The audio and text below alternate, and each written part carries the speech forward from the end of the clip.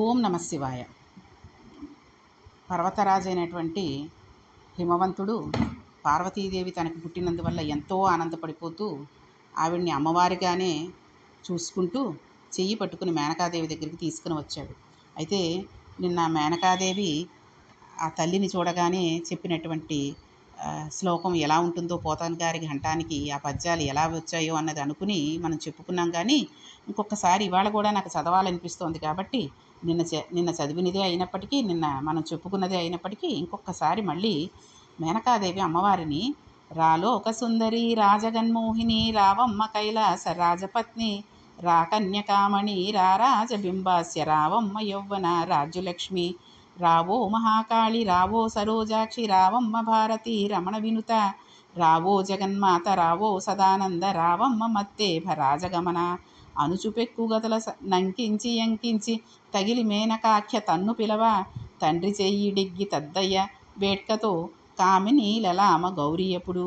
తండ్రి చేయి పట్టుకుని తీసుకువస్తుంటే మేనకాదేవి రారమ్మని పిలుస్తూ ఉంటే పార్వతీదేవి పరిగెత్తుకుంటూ వెళ్ళి అమ్మని కౌగలించేసుకుంటే మేనకాదేవి ఆ పిల్లకు తల్లి అయ్యానని పొంగిపోయి ఆ పిల్లని ఎత్తుకుని ముద్దులు పెట్టేసుకుని ముఖాన్ని గట్టిగా గుండెలకి అదుముకుంది. కమనీయ మోహనాకార భారతి వచ్చే దయతోడ నన్ను కన్న తల్లి వచ్చే చాతుర్య గాంభీర్య జగతి కన్య వచ్చే లాలిత సంపద లక్ష్మి వచ్చే భూరిలో కైక విభూతిధారుని వచ్చే మంగళ పావన గంగ వచ్చే తెరగొప్ప దేవది దేవవల్లభ వచ్చే మానితంబుగ మహామాయ వచ్చే తల్లి వచ్చెను నన్నేలు తల్లి వచ్చే బాల వచ్చెను ప్రౌఢైక బాల వచ్చే అబల కరుణింప నేతెంచెననుచు దిగిచి కౌగిలించి మేనక గౌరి చూచి. ఆ మేనకాదేవి పొంగిపోయి ఆ చిన్నపిల్లలో సరస్వతీదేవిని కూడా చూస్తుందండి. దీనికే కనకధార స్తోత్రంలో శంకరాచార్యులు వారు అన్నారు కదండి, గీర్దేవతేతి గరుడధ్వజ సుందరీతి శాకంభరీతి శశశేఖర వల్లభేతి సృష్టిస్థితి ప్రళయకేషు సంస్థితాయై తస్యై నమస్త్రిభువనైక గురోస్తరుణ్యై. ఉన్న ఒక్క పరాశక్తియే సృష్టికారిణి, స్థితికారిణి, లయకారిణి యొక్క శక్తి. ఈ మూడు శక్తుల పెద్ద శక్తి కాబట్టి అమ్మల గన్నయమ్మ ముగురమ్మల మూలుపుటమ్మ చాలా పెద్దమ్మ సురారులమ్మ కడుపారడి పుచ్చినయమ్మ తన్ను లోనమ్మిన వేల్పులటమ్మల మనమ్ముల ఉండెడి అమ్మ దుర్గ మాయమ్మ కృపాబ్ధి ఇచ్చిత మహత్వ కవిత్వ పటుత్వ సంపదలు అన్నారు పోతన గారు భాగవతంలో. ఇక్కడ మేనక మాట్లాడిన ఈ మాటలలో అందాన్ని చూడండి. ఆవిడ నా కూతురు అనాలి, మేనక మాత్రం తనకన్న తల్లి వచ్చింది అంటోంది. పిల్లలు అమ్మతనాన్ని చూసి తండ్రి పొంగిపోతాడు. అలా కొంతమందికి ఇంట్లో ఉన్న పిల్లలని అమ్మ అమ్మ అని పిలుచుకుంటూ ఉంటారు. ఆ రోజున శ్రీ మహావిష్ణువుని మెడలో మాల వేసి వరించడం కోసమని పాల సముద్రంలో పుట్టి నడియాడిన లక్ష్మి ఈవేళ మా ఇంటికి వచ్చింది అంది. గంగలో మునకేస్తే చాలు ఆమె మన పాపాలను తీసేస్తుంది, ఆ పాపను చూస్తే చాలు పాపాలు తీసేస్తుంది అంది. తర్వాత ఎంత తత్వం చెప్పిందో చూడండి. ఏ తల్లి ఈశ్వరుడు కనపడకుండా అడ్డుపడుతోందో, ఏ తల్లి ఈశ్వరుడు కనపడేటట్టు అడ్డు తీస్తుందో అటువంటి తల్లి మా ఇంటికి వచ్చింది అంది. ఆ గౌరిని చూసి పొంగిపోయి ఆ పిల్లని కౌగిలించేసుకుని చిలకల కొలికివే శృంగార గౌరివే మముకన్న తల్లివే మగువ నీవు పరమేశు నమ్మిన పట్టింపు దేవివే మిన్నేటి సవితివే మెలత నీవు నా తపప్పలమవే నన్నేలు శక్తివే నా ముద్దు పట్టివే నాతి నీవు మూడు లోకములకు మూలంపు మూర్తివే అవ్వలా తల్లివే అతివే నీవు. ఒక తల్లి పిల్లతో మాట్లాడినట్టే మాట్లాడుతోంది. మనం పిల్లల్ని చూస్తే చిలకల కొలికి అని అంటాం, బంగారు తల్లి అంటూ ఉంటాం. పరమశివుడు ఆనాడు కాళీ అని అన్నాడని ఆనాడు దూకి గౌరీవయ్యాయవే, ఆనాటి నుండి నిన్ను శంకరుడు అలా పిలవడానికి భయపడ్డాడు. అంత కామారిని పతిగా కూర్చోపెట్టుకున్న శృంగార రస సంపూర్ణవు అమ్మా, నీవు శంకరునితో కలిసి మహాకామేశ్వరి స్వరూపంతో ఉండకపోతే ఈ లోకాలు ఎక్కడున్నాయి? పరమేశ్వరుని సామ్రాజ్ఞివి, ఆయన రాణివి, నా తపఫలానివి, సమస్త శక్తివి, నా ముద్దుల పట్టివి, మూడు లోకాలకు మూలంపు మూర్తివి, నీ వంటి కూతురు పుట్టడం నా అదృష్టం, చాలా ఆశ్చర్యంగా ఉందని ఆవిడ పరవశించిపోయింది. చూడండి, మనం కూడా ఇంట్లో పిల్లలు ముద్దు చేసేస్తూ అలాగే అంటాం, బంగారు తల్లి, నా అమ్మాయి, నా కోసం పుట్టేశావే, నా కోసం పుట్టేశావమ్మా, ఎవరి కోసం పుట్టేశావే అంటూ ఉంటాం. ఎవరి కోసం పుట్టడం ఏమిటండి, మన కోసమే పుట్టింది. అయినా సరే నా కోసం పుట్టేశావా అమ్మా అంటూ ఉంటాం, బంగారు తల్లి అంటూ ఉంటాం. ఎందుకని? అందరికంటే కూడా నా పిల్లే గొప్పది, నా పిల్లే అందమైనది, నా పిల్లని నేను ప్రేమతో పెంచుతాను అనే విషయం ఆ తల్లి ఎప్పుడూ అనుకుంటూ ఉంటుంది. మిగిలిన వాళ్ళు సరిగ్గా చూడరు, నేనొక్కతినే నా పిల్లని అందంగా చూసుకుంటూ ఉంటాను అనుకుంటూ పరవశించిపోతూ ఉంటుందన్నమాట. కాబట్టి తల్లికి తండ్రికి ఉండేటటువంటి ప్రేమ అటువంటిది. ఇక్కడ పార్వతీదేవి తల్లి క్రమక్రమంగా మేనకా హిమవంతుల వాత్సల్యానికి నోచుకుని పిల్ల పెద్దదవుతూ యవ్వనంలోకి ప్రవేశించి శుక్లపక్షంలో చంద్రుడు ఎలా ఒక్కొక్క కళ పెరుగుతూ పూర్ణ చంద్రుడు అవుతాడో అలా అమ్మవారు పూర్ణచంద్రబింబమైనటువంటి ముఖంతో పెరిగి పెద్దదై చక్కగా యవ్వనంలోకి ప్రవేశించింది. యవ్వనంలోకి ప్రవేశించినప్పటి నుంచి అమ్మవారి కోరిక ఒకటే, సద్యోదాత అఘోర తత్పురుష వాసుదేవ ఈశానములు అనే 5 ముఖములు కలిగినటువంటి పరమశివుడిని భర్తగా పొంది ఎప్పుడు మళ్ళీ ఆయన వామార్థ భాగానికి చేరుకుంటాను అని ఆ తల్లి ప్రతినిత్యము తలుచుకుంటూ ఉండేది. మహాపతివ్రత కదండి, ఆవిడ దాక్షాయణిగా శరీరం వదిలింది, కానీ పార్వతిగా మళ్ళీ ఆ తల్లి ఆయనని చేరుకోవాలి. ఇక్కడ ఈ తల్లి పెరిగి పెద్దదయ్యి యవనంలోకి ప్రవేశిస్తోంది. అక్కడ శంకరుడు ఒక ఆశ్చర్యకరమైన స్థితిని పొంది ఉన్నాడు. పక్కన భార్య లేదని ఆయనేమో బెంగ పెట్టేసుకుని కృంగిపోతే మహాజ్ఞాని శంకరుడు సర్వజ్ఞుడు సర్వతంత్రుడు ఎందుకు అవుతాడండి? ఆయనకు జరగబోయేటటువంటి విషయాలన్నీ తెలుసు. ఆయన దక్షిణామూర్తి అయి లోకానికి అంతటికీ జ్ఞానాన్ని కటాక్షిస్తున్నారు. ఇక్కడ మనం ఒక విషయాన్ని గమనించాలి. ఈశ్వర సంబంధం నందు కొన్నిటికి హేతువులు అందవు. భగవంతుడి రూపాన్ని సాకారంగా ఉంటుంది, భగవంతుడి రూపం నిరాకారంగానూ ఉంటుంది. అన్నీ చూడాలి. నా మాంసనేత్రంతో చూసినది నేను నమ్ముతాను అంటే కుదరదు. గాలి ఉన్నదనే విషయం మన కంటితో మనం చూసి నమ్ముతున్నామా? గాలి మన శరీరానికి తగిలిదారి బట్టి గాలి ఉంది అని మనం నమ్ముతున్నాం. మరి ఈ కంటితో చూడనిది ఉన్నదని మనం ఎలా నమ్మగలగాలి? మనకు వేదం ప్రమాణం. కాబట్టి ఈశ్వరుడు నిరాకారుడై అంతటా ఉన్నాడు, సాకారుడిగా కూడా ఉండగలడని మనం నమ్మాలి. కాబట్టి ఈశ్వరుని శరీరం అంటే మళ్ళా చర్మంతోటి మాంసంతోటి ఎముకలతోటి ఉంటుందని కాదు. శంకరుని గురించి లింగ పురాణం అంటుందండి, అప్రాకృత శరీరంతం అతిమన్మథరూపిణం ఘృతరీతి ఘనీభూతం సచ్చిదానంద విగ్రహం సత్యం జ్ఞానమంత బ్రహ్మం అని పిలుస్తాం. ఆనందం రాశీభూతం అయిపోతే అదే శంకరుని స్వరూపం. దానిని మాంసనేత్రంతో చూడలేం. నెయ్యి కరిగిపోతే దానికి ఒక రంగు ఉండదు. అదే నెయ్యి మన ప్రమేయం లేకుండా చలిగాలికి పేరుకుంటుంది. పేరుకున్న నెయ్యి మళ్ళీ పచ్చటి బంగారు రంగులో ఉంటుంది. ఆవు నెయ్యి అంతే కదండి. పేరుకున్నప్పుడు ఉన్న నేతితో మనం శివుడి రంగును చూడాలి. నిరాకారుడిగా ఉండడం అంటే కరిగిపోయిన నేతికి ఏ విధమైన ఒక ఆకారం లేదో రంగు లేదో అలా నిరాకారుడై ఉంటాడు. ఒక నెయ్యే కరిగి ఉంటుంది, ఒక నెయ్యే గడ్డగట్టి ఉంటుంది. ఇది నేతికి ధర్మంగా ఉంటుంది. అంతేగాని మనమేమీ నెయ్యి గడ్డగట్టడానికి ప్రయత్నం చెయ్యక్కర్లేదు. చలిగాలికి గడ్డకట్టుకుంటుంది. అగ్నిహోత్రం తగిలితే నిరాకారం అయిపోయి ద్రవం అయిపోతుంది. ఇది నేతికి ధర్మంగా ఉంది. శంకరుడు కూడా తెల్లగా ఉంటాడు. ఆయన యందు లోకం ప్రతిబింబిస్తోంది తప్పితే ఆయన ఎప్పుడూ అలాగే ఉంటాడు. ఉన్నది ఆయన ఒక్కడే, లోకం ఆయనతో ప్రతిబింబిస్తుంది. కాబట్టి ఇటువంటి శంకరుని యందు ఒక్కొక్క నాడు లోకానికి కావలసిన వస్తువుల్లో ఒక వస్తువు లోపించి ఉన్నది అని ఆయన అనుకుంటే ఆయన ఆశ్చర్యకరమైన చేష్టితం చేత ఆ వస్తువును సృష్టించేస్తాడు. దానికి ఆయన అన్ని వేళల యందు పిల్లలు మనకి ఎలా సృష్టించబడతారో అలా ఈశ్వరుడు కూడా సృష్టిస్తాడని మనం అనుకోక్కర్లేదు. ఆయన సంకల్ప మాత్రం చేత అటువంటివి జరుగుతాయి. ఒకనాడు కైలాస పర్వతం మీద శంకరుడు కూర్చుని ఉండగా ఆయన లలాట భాగం నుండి ఒకటి చిమటి బిందువు ఆయన ముందుకు వంగినప్పుడు కింద పడింది. ఇది కైలాస పర్వత శిఖరం నుండి కింద పడుతూ వచ్చి భూమి మీద పడింది. ఇది శంకరుడి స్వేద బిందువు. అది వట్టినే పోవడానికి వీలు లేదు. అందుకని భూదేవి అలా కింద పడిన బిందువును తాను స్వీకరించింది. అలా స్వీకరించగానే ఆ భూమిలోంచి ఒక పిల్లవాడు పుట్టి ఏడ్చాడు. అప్పుడు శంకరుడు కైలాసం మీద నుండి చూసి, ఈ పిల్లవాడు నా నుండి చెమట బిందువు నీ మీద పడినప్పుడు పుట్టినవాడు కనుక వీడికి ఆధ్యాత్మిక, ఆది భౌతిక, ఆది దైవికములనేటటువంటి 3 తాపములు ఉండవు. ఈ పిల్లవాడిని నీవు స్వీకరించు. ఈ పిల్లవాడిని భూమి కుమారుడని లోకం పిలుస్తారు. వీడిని పెంచి పెద్ద చేయి అన్నాడు. ఆవిడ ఆ పిల్లవాడిని పెంచి పెద్ద చేసింది. ఆ పిల్లవాడు వారణాసి క్షేత్రానికి వెళ్ళి శంకరుని గూర్చి గొప్ప తపస్సు చేశాడు. స్వామి ప్రత్యక్షమయ్యాడు. అతనికి ఒక ఆశ్చర్యకరమైన వరం ఇచ్చాడు. నువ్వు శుక్రగ్రహానికి మీద కుజుడు అనబడే గ్రహంగా సంచరిస్తూ ఉంటావు. నవగ్రహములలో ఒక గ్రహాన్ని అవుతావు అని. అప్పుడు వచ్చిన గ్రహమే కుజగ్రహం. ఈ కుజగ్రహం చాలా ఆశ్చర్యకరమైనటువంటి గ్రహం. అమర కోసం కుజగ్రహం గురించి ఒక మాట చెప్తుంది. కుజునకే అంగారకుడు అని మరి పేరు కూడా ఉంది. ఆయన అంగములయందు ప్రవేశించి బాధ కలిగిస్తాడు. మనకి గ్రహములలో పాపగ్రహాలు పుణ్యగ్రహాలు అని ఉంటాయి. కుజుడు పాపగ్రహం. కొందరికి కుజదోషం ఉన్నదని చెబుతూ ఉంటారు. లగ్నం నుండి కానీ, చంద్రుడు ఉన్న రాశి నుండి కానీ, శుక్రుడు ఉన్న రాశి నుండి కానీ జాతకాలలో 2, 4, 7, 8, 12 స్థానాలలోకి కుజుడు వస్తే జాతకంలోకి కుజదోషం వచ్చింది అంటారు. కుజదోషం వస్తే మగవాడికి కుజదోషం ఉంటే ఆడపిల్ల వెళ్ళిపోతుంది. ఆడదానికి కుజదోషం ఉంటే మగవాడు వెళ్ళిపోతాడు. దంపతులలో భార్యకు భర్త, భర్తకు భార్య ఉండరు. లేదా చాలా సందర్భాలలో విడాకులు పుచ్చుకోవడం, లేదా ఆవిడ ఒక భార్యగా భర్త పక్కన జీవనం చేయడానికి యోగ్యమైన స్థితిని కోల్పోవడం, లేదా భార్యకు అటువంటి స్థితిలో భర్త లేకపోవడం, అలాంటివన్నీ కుజగ్రహం వల్లనే వస్తాయి. ఇది అక్కడితో ఆగదు.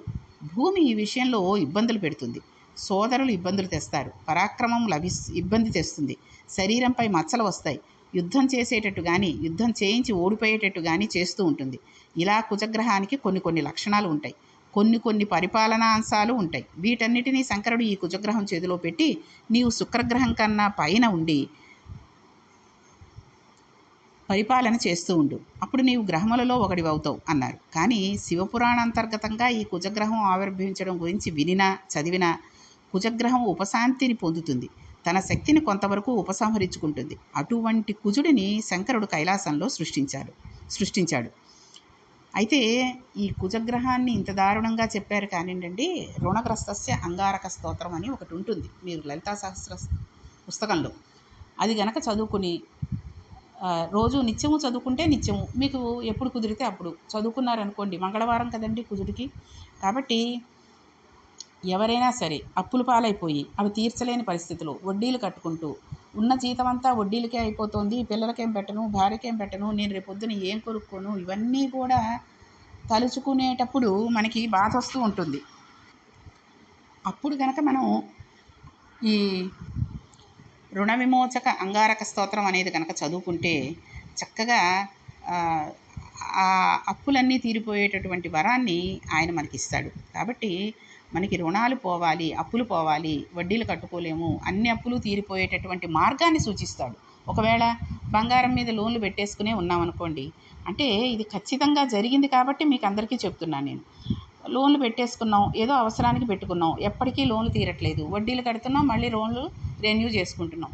ఇలా కాదు, ఎలాగైనా తీరాలి అంటే మనకి ఏదో ఒక ఆలోచన ఇస్తాడు. ఉన్న పాత బంగారం చాలా ఉంది కాబట్టి అది అమ్మేసుకుని ఉన్న అప్పులు తీర్చుకుని ఉన్నదాంతో సంతోషపడు అనేటటువంటి తెలివినైనా ఇస్తాడు. లేదా ఎక్కడి నుంచో రావాల్సిన డబ్బును తీసుకొచ్చి ఇచ్చి ఆ డబ్బు దాచేసుకుని ఫిక్స్డ్ చేసుకుని ఈ అప్పులు ఇలాగే ఉంచేస్తే మనం ఏమీ చేయలేము అనుకోండి. ఆయన అవకాశం ఇచ్చాడు కాబట్టి దాన్ని మనం ఉపయోగించుకుని చక్కగా ఆ డబ్బులతో ఈ అప్పులన్నీ తీర్చేసుకుని హాయిగా సంతోషంగా ప్రశాంతంగా ఉండొచ్చు. కాబట్టి కుజగ్రహానికి అటువంటి గుణం కూడా ఉంది. ఆయన్ని శంకరుడు కైలాసంలో సృష్టించాడు. తర్వాత శంకరుడు కొంతకాలం తపస్సు చేస్తానన్నాడు. తపస్సు అనగా తనలో తాను ఆనందించడం. తపస్సు చేసుకునేందుకు నిశ్శబ్దమైన చోటు ఉండాలి. అందుకని అటువంటి నిశ్శబ్దమైన చోటు కోసమని గుహలు, చెట్టుతొర్రలు ఇలాంటి వాటిని వెతుక్కుని వెళ్ళిపోయి వాటిలో కూర్చొని తపస్సు చేసుకుంటారు. శంకరుడు హిమాలయ పర్వతాలలో ఎవ్వరూ మనిషి రావడానికి భయపడేది గంగావతరణం జరిగినది అయిన ఒక చక్కటి ప్రాంతాన్ని ఎంచుకుని చక్కటి వృక్షములతో, లతలతో, నీటితో శోభిస్తున్న ప్రదేశంలో కూర్చుని తపస్సు చేసుకుంటున్నాడు. ఒకనాడు హిమవంతుడు పార్వతీదేవితోటి మహానుభావుడు శంకరుడు హిమాలయ పర్వతాల ప్రాంగణంలో తపస్సు చేసుకుంటున్నాడు. ఆయనకు శుశ్రూష చేయడం వలన శుభం కలుగుతుంది కాబట్టి రా తల్లి నిన్ను తీసుకువెడతాను అని చెప్పాడు. అలా చెప్పి ఆమె చెయ్యి పట్టుకుని నక్షత్ర వీధిని దాటి శంకరుడు తపస్సు చేస్తున్న ప్రదేశానికి తీసుకువెళ్ళాడు. అక్కడ అనేక వృక్షములు శోభిస్తున్నాయి, తుమ్మెదలు రొద చేస్తున్నాయి, అక్కడ చక్కచక్కటి సరోవరాలు ఉన్నాయి, అక్కడే గంగ ప్రవహిస్తోంది. ఆ ప్రదేశం ఎంతో అందంగా రమ్యంగా ఉంది. అక్కడికి వెళ్ళి శంకరుని దర్శనం చేసేసరికి శంకరుడు బ్రహ్మాసనం వేసుకుని కూర్చుని ఉన్నాడు. తల మీద చంద్రవంక ప్రకాశిస్తూ ఉండగా అంతర్ముఖుడై యోగ విద్యలో తనలో తాను రమిస్తున్నవాడై బాహ్యానికి ఏ విధమైన స్పర్శ లేకుండా దేనిని చూడకుండా అన్నిటినీ లోపలికి మడిచేసి ఆయన ధ్యానమునందు ఉన్నాడు. ఇప్పుడు పార్వతీదేవి వచ్చింది, కానీ ఆమె వచ్చినట్లు ఆయనకి తెలియదు. అది శంకరుడు అంటే. అంతటి ఆనందమగ్నుడై ఉన్నాడు. అసలు ధ్యానం అంటే అదండి. అంతేగాని ధ్యానం చేసుకుంటున్నాం అని చెప్పి గదిలోకి వెళ్ళిపోయి తలుపులు విడాయించుకుని అలారం పెట్టేసుకుని ఒక 10 నిమిషాలు ధ్యానం అయ్యాక అలారం మోగగానే మనకి బాహ్య స్థితిలోకి వచ్చేయడం, లేదా గేటు చప్పుడైనా ఫోన్ ఇంకొకళ్ళు భార్య కానీ భర్త కానీ ఎవరితోటైనా మాట్లాడుతూ ఉంటే తెలుసుకుని ధ్యానం అంతా అయిపోయాక ఇందాక ఏదో ఫోన్ వచ్చింది ఎవరికి అని అడిగితే అతను ధ్యానంలో ఉన్నట్టే అవుతుందండి. అక్కడికి ఎవరొచ్చారు ఏంటి ఏమీ తెలియకూడదు. అది ధ్యానం అంటే. కాబట్టి పార్వతీదేవి కనపడక శివుడు వెర్రెక్కిపోయి తిరుగుతూ ఉండేవాడని చెబుతూ ఉంటారు, కానీ అలా ఏం ఉండదు. శంకరుడు పార్వతీదేవి వచ్చిందని కూడా తెలియకుండా ఉన్నాడు, అంతటి ఆనందమగ్నుడై ఉన్నాడు. కాబట్టి ఈ విషయాన్ని చాలామంది తెలిసి తెలియక చెప్తూ ఉంటాడు. ఆయన అలా వెర్రి పనులు చేసేవాడు కాదు. ఆయనను గురించి తెలిసి తెలియని వాళ్ళు అలా మాట్లాడుతూ ఉంటారు. ఈ విధంగా ఆనంద నిష్ఠయందు ఉన్న ఆ పరమాత్మ దగ్గరకు పార్వతీ హిమవంతులు వెళ్ళారు. ఆయన ధ్యానమునందు ఉన్నాడు కాబట్టి ఇప్పుడు ఆయనను పిలవకూడదు, ముట్టుకోకూడదు. కాబట్టి ఇద్దరూ దూరంగా నిలబడి చేతులు కట్టుకుని ఆయన బహిర్ముఖుడు అయ్యే వరకు ఎదురు చూస్తున్నారు. ఆ శంకరుడు ధ్యానమగ్నుడై ఉండగా అరమోట్పు కన్నులతో ధ్యానం చేస్తుంటే ఆయనకు దగ్గరగా నిలబడడానికి భయపడ్డారు. ఆ ధ్యాననిష్టలో శంకరుడు అలా ఉన్నాడు కాబట్టి దగ్గరగా నిలబడలేక దూరంగా వెళ్ళి చేతులు కట్టుకుని నిలబడ్డారు. కొంతసేపటికి ఆయన నెమ్మదిగా సమాధి స్థితి నుండి బయటికి వచ్చాడు. ఆయనకి సమీపంలో హిమవంతుడు పార్వతీదేవి నిలబడి ఉన్నారు. ఆయన చూస్తుండగా హిమవంతుడు గబగబా పార్వతీదేవిని దగ్గరకు తీసుకువెళ్ళి ఆ పిల్లను అలా నిలబెట్టి తాను కూడా నిలబడి శంకరుడికి అత్యంత గౌరవంగా నమస్కారం చేశాడు. పరమేశ్వరుడు పార్వతీదేవి వంక పవిత్రంగా చూశాడు. ఈ మాట మనం ఒక్కసారి మనసులో రిపీట్ చేసుకోవాలి. కాముని బాణమో కందర్పదీపమో కాంతిరేఖయో వేల్పు కన్య యొక్క మెలిగెడు తీగయో మెరుగుల బొమ్మయో తీరుగ బంగారు తీగ యొక్క మోహంపు దీపమో మోహనవార్ధియో లాలిత మోహన లక్ష్మి యొక్క చిత్రంబు రేఖయో శృంగారములదోచు రేఖయో పూర్ణేందు రేఖ యొక్క అనగ ఒప్పుదాని అభినవలావణ్య రూపకాంతులియందు రూఢికెక్కి పరుగుచున్నదాని పర్వత కన్యక చూచి విరుగుపడియే సోమధరుడు. పార్వతీదేవి మన్మథ బాణానికి స్త్రీ రూపంగా దొరికితే ఎలా ఉంటుందో అలా ఉంది. సాక్షాత్తు మన్మధుడే స్త్రీ రూపాన్ని పొంది వస్తే ఎలా ఉంటుందో అలా ఉంది ఆవిడ. దేవతా స్త్రీ ఎవరైనా వచ్చిందా అన్నట్టుంది. బంగారు తీగ ప్రాణం పోసుకుందా అన్నట్టుగా ఉంది. అసలు ఈ లోకంలో ఎవరైనా పురుషుడన్నవాడు ఆవిడ వంక చూసిన తర్వాత ఇంకా మోహాన్ని పొందకుండా ఉండడం అసంభవం. హిమవంతుడిని పార్వతిని చూసి శంకరుడు ఒకందుకు వెరుగుపడ్డాడు. ఇంత చక్కటి కుమార్తెని కన్నందుకు పర్వతరాజు ధన్యుడయ్యాడని శంకరుడు భావించాడు. పార్వతి ఒక్క మాట మాట్లాడలేదు. శంకరునికి నమస్కారం చేస్తూ తండ్రి వెనకాతల నిలబడింది. ఆ తల్లి యవనలోకి వచ్చినప్పటి నుంచి శివుడి భార్య అవ్వాలని అనుకుంటున్నది. ఆవిడ శంకరుడిని చూసి కన్నులు తిప్పుకోలేకపోయింది. అందుకే శంకరుడి అందం కోటి సూర్య ప్రతీకాసం సర్వావయవ సుందరం అని పొగిడింది శివమహాపురాణం. కోటి సూర్యులు ఉదయించినట్టు అంత అందంగా ఉంటాడు. ఆవిడ ఆయన కుడి చేతికి ఉన్న పామును చూస్తూ ఉండిపోయింది. ఈ చెయ్యి తొందరలో నా చెయ్యి పట్టుకోవాలి, ఈ చెయ్యి తొందరలో నా మెడలో తాళి కట్టాలి, ఈ చెయ్యి లోకరక్షణ హేతువు అని ఆలోచిస్తూ ఎంత తొందరగా శంకరుడిలో కలిసిపోతానా అని అలా చూస్తూ నిలబడిపోయింది. హిమవంతుడు కూతురు కేసు చూసి, అమ్మా చూద్దుగానిలే, ముందు శంకరునికి నమస్కరించు అని ఆమె దృష్టిని మరల్చాడు. పార్వతి శంకరుడికి భార్య కావలసిన పిల్ల అని హిమవంతుడికి తెలుసు. తండ్రితనం అంటే అది. కూతురికి మర్యాద నేర్పినవాడు తండ్రి. కూతురిని రెచ్చగొట్టినవాడు, కూతురికి నడవడిని నేర్పనివాడు తండ్రి కాడు. ఇప్పుడు హిమవంతుడు శంకరుడికి నమస్కరించి ఆయనను స్తోత్రం చేశాడు. జయ జయ శ్రీగిరి మందిర జయ జయ మందారహార సలిలత వర్ణ జయ జయ భువనాధీశ్వర జయ జయ యోగీంద్ర పారిజాత మహేశ జయ జయ హాలాహలధర జయ జయ దేవేంద్ర కమల సంభవ వినుత జయ జయ పన్నగ కంకణ జయ జయ గంగావతంస జయ చంద్రధర. జయశబ్దం చేసి అప్పుడు శంకరుని అడుగుతున్నాడు, అయ్యా నేను ఒక్క కోరికతో వచ్చాను. ఈమె నా కుమార్తె. మీ వంటి మహాపురుషుని సేవ చేయడం కోసం తీసుకువచ్చాను. తపస్సు చేసుకునేవాడికి ఆడపిల్ల ప్రతిబంధకం. ఆడపిల్ల అందులోనూ యవనంలో ఉంది. నాకేమి సేవ చేస్తుంది, నాకెందుకు ఆమె సేవ అని అంటారేమో. కుసుమదామంబులు కోమలితనమౌళి పెట్టదు నీ మౌళి పెట్టి కాని గజరాజ నిభయాన గంధంబుత తనమేన నలవదు నీమేన నలది కాని రాజీవదళనేత్ర రత్న కంకణములు తొడగదు నీకేల తొడిగి కాని పుష్కరానన పట్టు పుట్టంబు కట్టదు కడక్కతో నీ కట్టి కాని మహితలోలల నేత్ర మాటాడెప్పుడు కొంచెమేని నిన్ను కోరి కాని ఇంత పిదప నిప్పుడేమి అనుల్లదు నిన్నే కాని దేవ నిశ్చయంబు. మా పిల్ల నువ్వు తపస్సు చేసుకోవడానికి సిద్ధపడుతుండగా పుష్పార్చన చేస్తుంది. నీ కొప్పులో పూలు పెట్టాక కానీ మా పిల్ల తన కొప్పులో పూలు పెట్టుకోదు. కాబట్టి నీకు పుష్పార్చన చేస్తుంది. ఏనుగు నడిచినప్పుడు ఎంత అందంగా ఉంటుందో అంత అందమైన నడకలు ఉన్న నా కూతురు గంధం నీ ఒంటికి రాసిన తర్వాత కానీ తన ఒంటికి రాసుకోదు. కాబట్టి నీకు గంధార్చన చేస్తుంది. అన్యాపదేశంగా తన కూతురు శంకరుడి సొత్తు అని చెబుతున్నాడు ఆయన. రోజూ నీకు హస్తార్చన కింద నీ చేతికి కంకణములు వేసి తన కంకణాలు వేసుకుంటుంది. నా కుమార్తె ముందుగా తను పట్టుపుట్టం కట్టుకోదు, తను నారచీరతో వచ్చి నీకు పట్టుపుట్టాన్ని సమర్పించి పిమ్మట తను పట్టుపుట్టం కట్టుకుంటుంది. ఏదైనా అదే పనిగా మాట్లాడుతుందేమోనని అనుకుంటున్నావేమో. అసలు నా కూతురు నోరు విప్పి నీతో ఏమీ మాట్లాడదు. నిన్ను పూజ చేసి వెళ్ళిపోతుంది. నీవు పూజ చేసుకోవడానికి పువ్వులు అవి అన్నీ అమర్చేస్తుంది. నిన్ను ఇలా సేవించి వెళ్ళిపోతూ ఉంటుంది. నా పిల్ల నీకు ఇన్ని సేవలు చేసి ఆ తర్వాత వరాలు అడుగుతుందని అనుకుంటున్నావేమో. అలా వరాలు అడగడం కోసం నా కూతురు నీకు సేవ చేయడం లేదు. కేవలం నీకు సేవ చేయాలనే నా కూతురు కోరుకుంటోంది అన్నాడు. హిమవంతుడు ఎంత గొప్పగా, ఎంత చమత్కారంగా, ఎంత అందంగా మాట్లాడాడో చూడండి.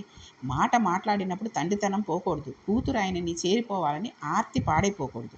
కాబట్టి ఈ రకంగా తండ్రి చెప్పిన తర్వాత, హిమవంతుడు చెప్పిన తర్వాత శంకరుడు పార్వతీదేవిని తనకి సాయంగా కాదు, సేవ చేసుకోవడానికి అనుగ్రహిస్తాడా లేదా అన్న విషయాన్ని రేపు మనం శివమహాపురాణంలో చెప్పుకుందాం. ఓం నమః పార్వతీపతియే హర హర మహాదేవ శంభో శంకర.